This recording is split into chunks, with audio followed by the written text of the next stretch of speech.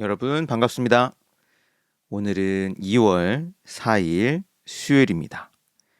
자, 지난 시간 우리는 항우와 유방, 유방과 항우, 두 인물의 대결에 대해서 이야기를 나누었죠. 자, 그리고 오늘은 사면초가 이야기입니다.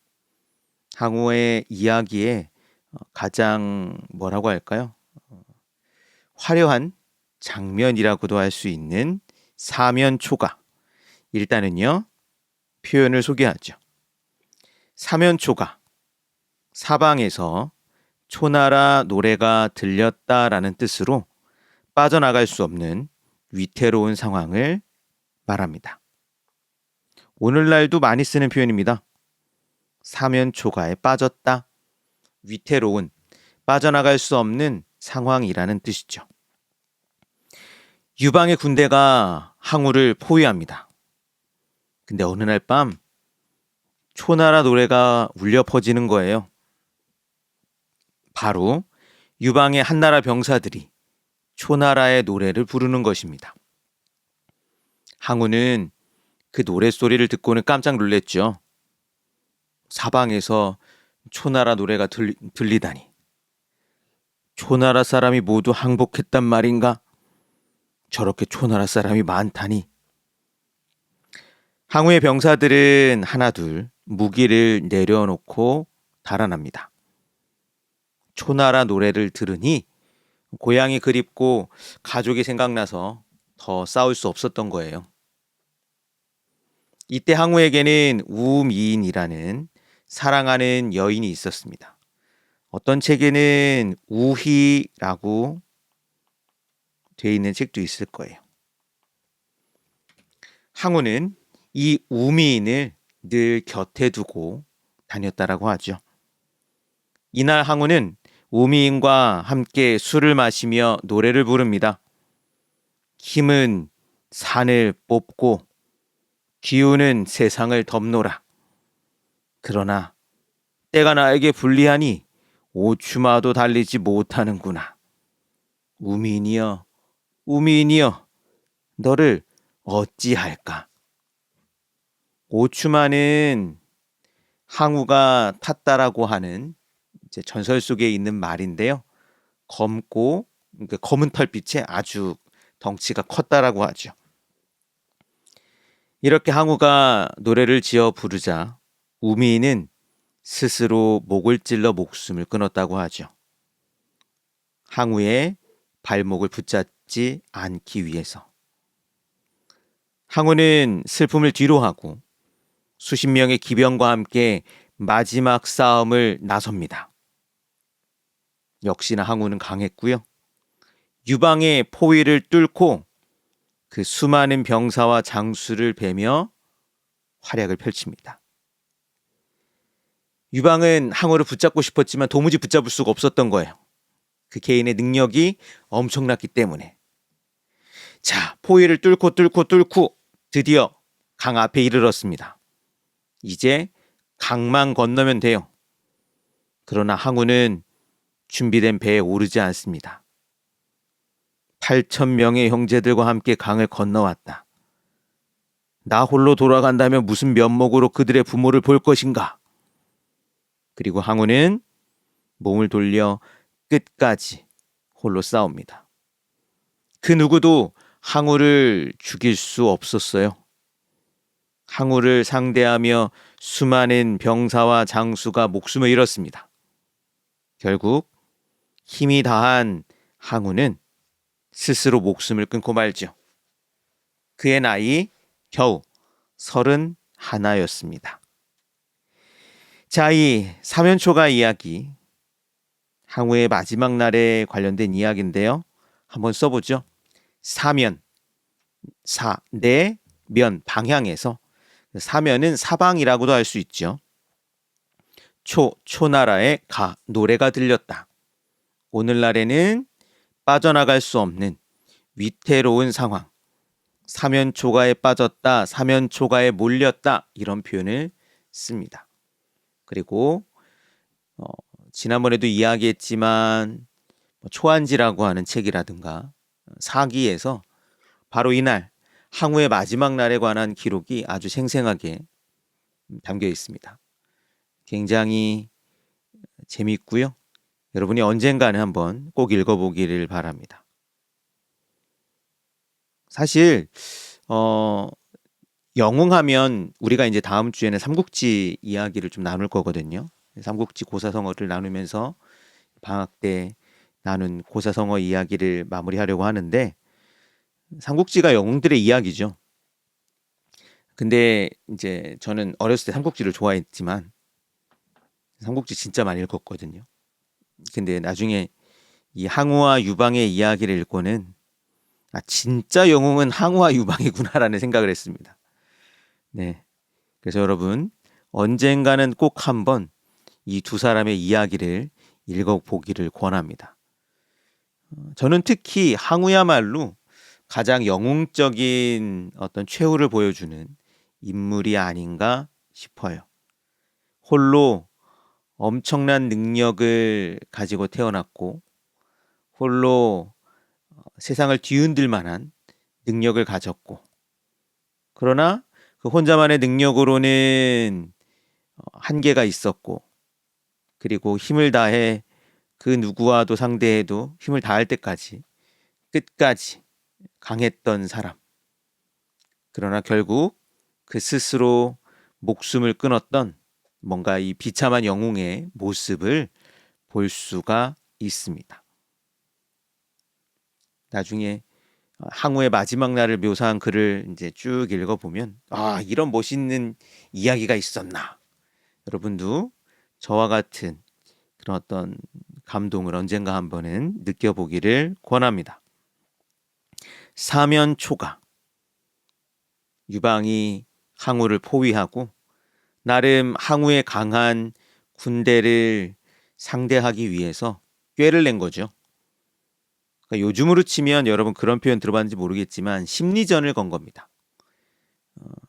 힘으로만은 항우의 군대를 꺾기 너무 부담스러우니 그 군사들의 마음을, 병사들의 마음을 흔들리게 한 거죠. 고향 노래를 들려주며 그들이 고향 생각에 전의를 상실하도록 그렇게 만든 겁니다. 자, 다 쓴 친구들은 사자를 한번 보죠. 사는 넷이란 뜻입니다. 자, 그런데 이 넷이란 뜻이 들어간 단어들이 좀 특별한 게 있습니다. 사방. 보통은 이제 동서남북 요 네 방위를 사방이라고 하고, 비슷한 표현으로 주위라고도 할 수 있죠. 우리 뭐 주변, 주위.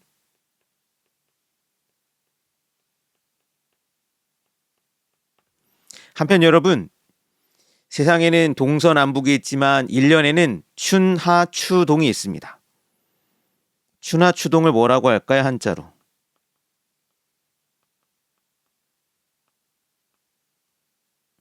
네 계절을 사계절이라고도 하지만요. 한자로는 사시라는 말을 씁니다. 사시, 우리말로는 사철 뭐 이렇게도 하는데요. 네, 사계절이라고도 하죠. 한편 방향으로는 동서남북이 있고 시간으로는 춘하추동이 있다면 우리 몸에도 네 가지의 팔다리가 있습니다. 사람의 팔다리를 뭐라고 할까요? 그걸 뭐라고 하냐면 사지라고 합니다. 그래서 기억해 두세요. 방향으로는 사방이 있고 시간으로는 사시가 있고 몸에는 사지가 있습니다. 면은 우리가 이제 면이란 말을 그대로 쓰죠. 그래서 사면은 사방, 사면 이 말을 다 씁니다. 여러분이 조금 더 옛날 사람들의 생각을 한다면 마지막으로 옛날 사람들은 바다도 네 개가 있다고 생각했어요. 네 개가 있는 바다를 뭐라고 하냐면 사해라는 말을 씁니다. 사대양은 이제 사대양 오대주 그건 이제 오늘날 만든 말이고요. 근데 옛날 사람들은 사해가 있다고 생각했어요. 왜냐하면 이 나중에 옛날 사람들의 생각을 보면 이런 말을 여러분이 듣게 될 텐데, 천원, 하늘은 둥글고 지방, 땅은 네모나다라고 생각했기 때문에 바다가 4개가 있다고 생각했습니다. 자, 그래서 크게 보면 사해가 있을 거고 작게 보면 사방이 있을 겁니다. 근데 항우는 사면에서 포위되어 초나라 노래를 들었죠. 자, 이 항우의 이야기에서 나온 표현입니다. 역발산 기계세. 힘은 산을 뽑고 기운은 세상을 덮는다는 뜻이고요. 글자 그대로 엄청난 힘과 기세를 말하죠. 요걸 사자성어로는요. 사자성어로 만들면 이거야. 발, 산, 개, 새라고도 합니다. 근데 발산개세라는 말보다는 역발산기계세라는 표현이 더 유명합니다. 항우를 묘사하는 말에서 나왔고요. 그 이후 굉장한 힘과 기세를 갖고 있는 거대한 인물을 이야기할 때 역발산기계세 이 6글자를 표현하기도 합니다. 그 다음은 고립무원. 아무도 도와주는 사람 없이 홀로 남은 상황을 이야기하는 말이죠. 항우는 고립무원의 상황에서 우미인과 마지막 시간을 갖습니다. 자, 이 두 표현을 써보죠. 역발산, 기계세. 역은 힘을 이야기합니다. 무엇보다 항우는 무력의 굉장히 강했던 인물이죠. 발자는 뽑다는 뜻입니다. 그래서 발산은 발 뽑다, 산을 뽑는다는 뜻이에요. 산을 뽑을 정도의 힘이니 이건 뭐 상상이 잘 안 되는 힘이죠. 그래서 발자 뽑다, 사람을 뽑는 걸 발탁한다라고 하죠. 산은 뭐 따로 설명하지 않겠습니다. 이제 우리가 강과 산을 강산이라고도 하죠. 기는 기운, 기세를 말합니다. 개자는 덮다, 어디를? 세상을. 그러니까 항우의 위세가, 항우의 어떤 요즘으로 말하면 뭐 카리스마, 포스 뭐 이런 거죠. 유명세 이런 게 온 세상에 퍼질 정도로 항우는 엄청난 인물이었다는 거죠. 고립무원. 고자는 홀로, 그래서 혼자 있는 걸 고독이라고 하죠. 립자는 서다, 그래서 서 있는 자리를 입장이라고 합니다. 무자는 없다, 앞에도 없고 뒤에도 없는 걸 전무후무하다. 원자는 도움, 구원이라고 하죠. 도움을. 항우 이야기를 읽다 보면 한 인물의 거대함을 또 만날 수 있기도 하지만 아무리 큰 인물이라 하더라도 자기가 가지고 있는 한계가 있구나라는 것도 생각하게 됩니다. 역발상 기계세라는 말 이 자체가 되게 멋있지 않습니까, 여러분? 네. 이게 항우가 이제 우미인과 함께 마지막 날 자신의 장막에서 항우가 지었다라고 하는 시에서 나오는 표현입니다.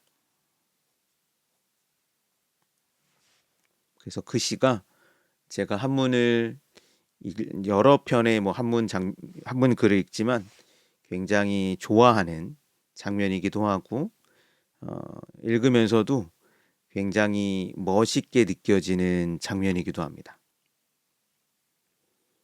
힘은 산을 뽑고 기운은 세상을 덮노라.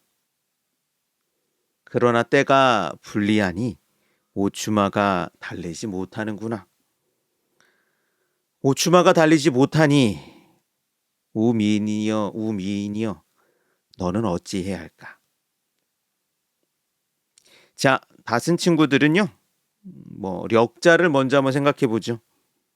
력은 힘이란 뜻인데 이게 원래는 이제 앞으로 오면 역이 돼야 되는데 역발산 기계세. 그렇죠? 발음이 역이 돼야 되는 게 맞긴 하겠네요.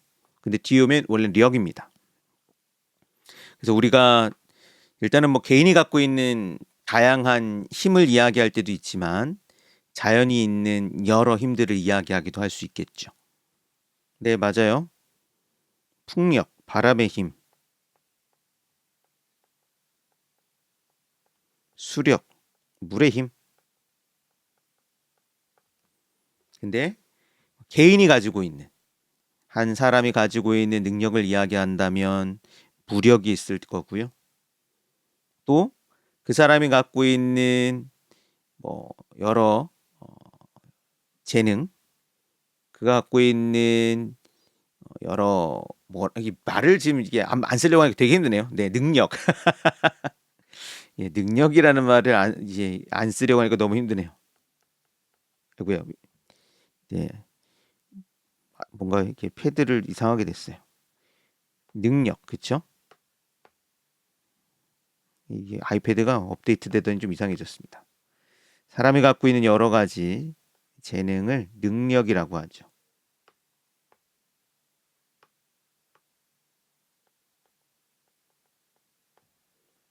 권력, 그쵸? 어떤 자리에 올라서 갖게 되는 힘을 권력이라고 합니다. 그 요즘에는 이제 우리가 자본주의 사회를 살고 있기 때문에 돈이 곧 권력이 되기도 하죠. 재력, 재산이 많으면 힘이 생깁니다. 한편 저는 항우가 이걸 갖추지 못했지만 여러분들 앞으로 이게 점점 더 중요합니다. 뭐냐면 사람들에게 마음을 사는 능력을 얘기해요. 사람들의 잘 보이는 능력입니다. 저 사람 멋있다. 저 사람 되게 괜찮아 보인다. 저 사람 뭔가 이렇게 마음이 끌리지? 이러한 힘을 뭐라고 할까요? 사람의 마음을 끌고 그를 매료시키는 능력. 사람의 눈길을 끄는 능력. 근데 매력이 있죠. 매력도 굉장히 중요한 힘입니다. 물론 여러분은 마력. 네. 마력도 좀 있으면 좋겠네요. 네. 마력은 보통은 이제 마술의 힘. 네, 근력. 맞아요. 근력도 키워야 돼요. 세상에 키워야 되는 것들이 많네요. 지구력. 오래 뭔가를 할 수 있는 능력을 지구력이라고 하죠. 근데 여러분 매력을 좀 고민해 보세요. 매력. 자, 역발산, 기개세, 고립무원. 고자는 홀로 있다는 뜻입니다. 그래서 항우는 결국은 고독한 죽음을 맞죠. 자, 고자가 들어간 단어 또 뭐 있을까요? 혼자 있다. 혼자 있는 아이를 뭐라고 합니까? 혼자 있는 아이를 고아라고 하죠.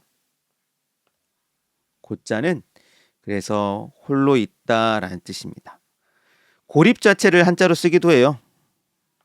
네, 딱 혼자 똑 떨어져 있는 상황을 이야기하죠.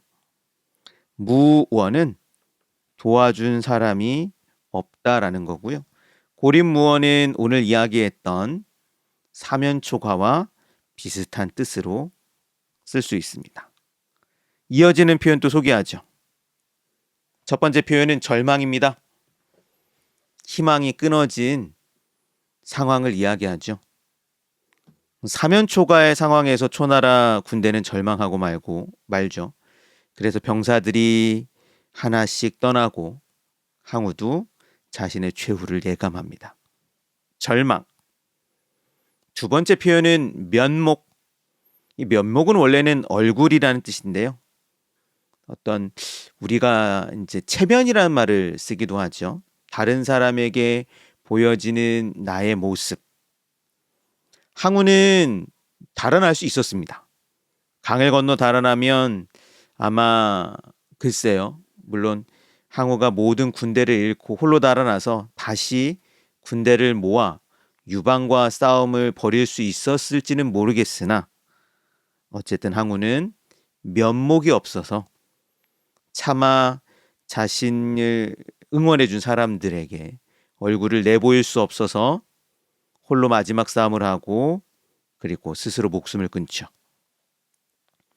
마지막 표현은 사실 이 표현은 사자성어나 고사성어라기보다는 유명한 작품 이름입니다. 패왕별희, 항우와 우민의 이별을 다룬 유명한 작품입니다. 원래는 경극이라고 이제 중국의 북경에 유명한 공연 가운데 하나인데요. 영화 제목이 되기도 했습니다. 패왕별이라고 하는 정말 멋있는 영화가 있죠. 패왕별이는 이 항우와 유방을 연기하는, 즉 패왕별이 작품의 주인공들이 이야기 속의 주인공이에요. 그래서 이야기 속에 이야기가 있는 시기인데 굉장히 재미있는 영화입니다. 언젠가 여러분이 영화를 좋아한다면 한 번쯤 보기를 권하는 아주 훌륭한 영화기도 하죠. 근데 이 패왕별희라고 하는 이 용어, 이 표현 자체가 또 너무 유명해져 가지고요. 오늘 항우의 최후를 소개하면서 이 표현도 함께 소개합니다. 다시 한번 보죠. 또박또박 쓰면서요. 절자는 끊어진다는 뜻입니다. 그래서 우리가 뚝 끊어지는 걸 절단이라고 하죠. 망은 원래는 멀리 바라보다라는 뜻이고요. 그래서 우리말에 바람이라는 뜻이 있죠. 그래서 바라다, 뭔가를 기대하고 뭔가를 꿈꾸는 걸 바람이라고 합니다. 그 바람이 좋으면 희망, 근데 그 희망이 끊어지면 절망이라고 하죠. 면목, 다시 이야기하지만 얼굴이란 뜻이고요. 면자는 앞에는 면을 이야기했잖아요. 그러니까 사물의 면, 뭐 외면이라는 말도 쓸 수 있겠죠. 그렇지만 얼굴이란 뜻도 있습니다. 그래서 우리가 얼굴을 안면이라고 하죠. 목은 눈입니다. 이목구비라는 말이 있습니다. 얼굴의 생김새를 이목구비라고 하는데요. 한자를 그냥 이게 얼굴을 갖추는 요소를 모아놓은 한자입니다. 이목구비는. 귀를 이라고 그래요. 목, 눈, 구는 입, 비는 코. 그래서 우리말로 뭐 입, 코, 귀 정도가 이야기를 하겠죠. 이목구비. 얼굴을 이목구비라고 말합니다. 패왕별희. 패자는 우두머리란 뜻이고요. 그래서 이 당시에 군주들 가운데 혹은 이 당시의 영웅들 가운데 가장 빼어난 이제 우두머리 그를 패자라고도 하죠. 여러분들이 한자 표현을 이제 익히면서 패자라고 하면 승패의 패자. 그래서 패배한 사람을 패자라고 하는 거 아니야? 네, 그때 패자라는 표현도 있습니다. 그렇지만 우두머리, 다른 사람을 다 이긴 사람을 패자라고도 합니다. 굉장히 헷갈리죠. 진 사람을 패자라고도 하고 모든 사람을 다 이긴 사람을 패자라고도 합니다. 한자가 달라요. 그래서 지난 첫 시간에 관중 이야기를 했던 게 기억납니까? 관중이 환공을 패자로 만듭니다. 그때도 이 패자를 쓰고요. 한편 항우 같은 경우는 자신의 지위를 서초패왕이라고 지어요. 초나라 서쪽, 서초의 패왕이다. 왕 중에서도 강한 왕이란 뜻이죠. 패왕입니다. 그래서 왕의 명령을 왕명이라고 하죠. 별자는 원래는 나뉘다는 뜻이 있어요. 그래서 우리가 무엇과 무엇을 나누는 그걸 구별한다라고 하죠. 근데 이때 별자는 떨어지다, 헤어지다는 뜻입니다. 이별 할 때 별자죠. 누구와? 희. 앞에도 이야기했지만 이 희, 우희라고도 하고 우미인이라고도 하는 인물과 헤어지는 장면이 정말 유명하죠. 패왕별이. 네. 나중에 언제 한번 기억해 두고요. 한번 보기를 권합니다. 또박또박 한번 써보고요. 다 쓴 친구들은 알려주세요. 그 옛날 사람들의 이야기를 읽다 보면 영웅은 절망의 순간을 맞게 됩니다. 근데 그 영웅이 맞은 절망의 순간 어떻게 그가 이제 뭐라고 할까요? 대하는가? 어떻게 그가 자신의 절망을 이겨내거나 혹은 자신의 절망을 수용하는가가 네. 또 이 영웅의 영웅적인 면모를 보여주죠. 절자는 끊어지다, 망자는 바람이란 뜻입니다. 그래서 망은요, 우리의 어떤 바람들을 쓸 때 이 망자를 많이 씁니다. 원래는 멀리 바라본다는 뜻이에요. 그래서 망원이라는 표현을 쓰죠. 망원경이 더 여러분에게 더 많이 익숙하겠죠. 혹은 전망, 멀리 한눈에 바라보는 걸 전망, 그런 걸 보는 걸 전망대라고 하죠. 그처럼 네, 먼 뒤를 한번 이제 바라보는 그러한 뭐라고 할까요? 시야가 필요한데, 근데 이제 안 보이는 경우가 있어요. 앞에 안 보이는 걸, 그걸 네, 절망이라고 하죠. 망망대해, 망자가 맞죠? 아니다. 네, 아닙니다. 망망대해는 이 망자가 아닙니다. 네, 다른 망자를 써요. 네, 넓다는 뜻의 망자를 쓰네요. 자, 절망, 면목. 면자는 얼굴이라는 뜻도 됩니다. 그래서 이제 안면이 얼굴이라면 이제 지난번에도 그 표현을 소개했었는데 뭔가 다른 걸 얼굴에 뒤집었어요. 그걸 뭐라고 하냐면 얼굴에 다른 걸 뒤집었으면 가면이라고 하죠. 그래서 면목은 글자 그대로 하면 얼굴과 눈이라는 건데 우리가 체면이란 말도 쓰지만 다른 사람 앞에 보이는 모습입니다. 목은 다시 이야기하지만 눈, 패왕별희. 패자가 여러분 좀 어렵지만 기억을 해두세요. 참고로 여러분 가운데 밀크티 좋아하는 친구도 있는지 모르겠습니다. 이제 밀크티라고 차에다가 이제 우유를 타 먹는 거 있잖아요. 네, 좋아해요?